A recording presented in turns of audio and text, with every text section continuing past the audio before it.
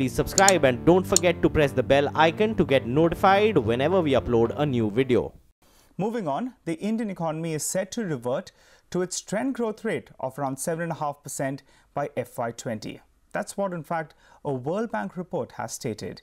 But it also adds that attaining a growth rate of over 8% will require several structural reforms. Ranjay Banerjee caught up with Junaid Kamal Ahmad of the World Bank to get his views on India's growth prospects.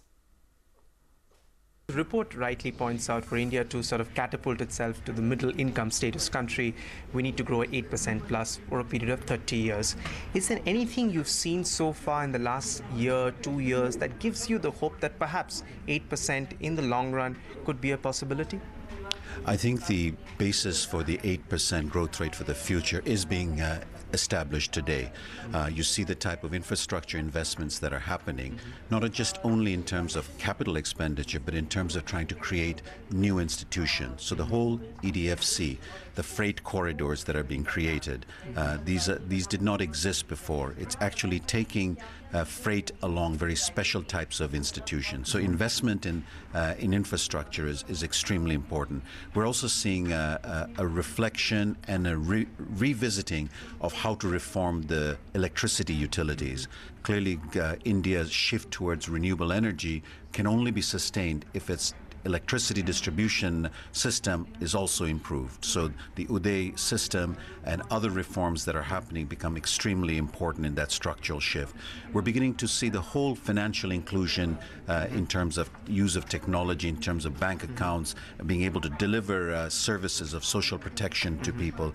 All these create a foundation where, as India moves people out of poverty into an arena of vulnerability, you begin to create protections. And this will, of course, have a gestation period. It will have a gestation period, but your question was, am I seeing anything that's putting in the seeds for the future? It's important to clarify, just in case viewers think that, after 2 years we're going to see 8% growth. What's also interesting, the report brings out how synchronized India is and how well entrenched the Indian economy is with the global economy, and perhaps this is one aspect which is largely underappreciated in this country.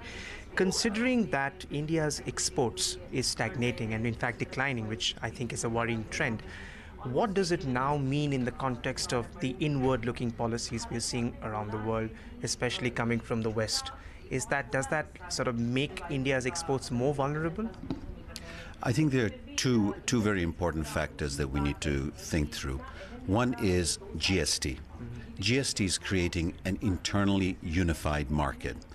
And if there's investment that follows the GST trend in terms of infrastructure, so movement of goods and people internal to the country improves, you're going to see a growth boost from internal trade that's extremely important.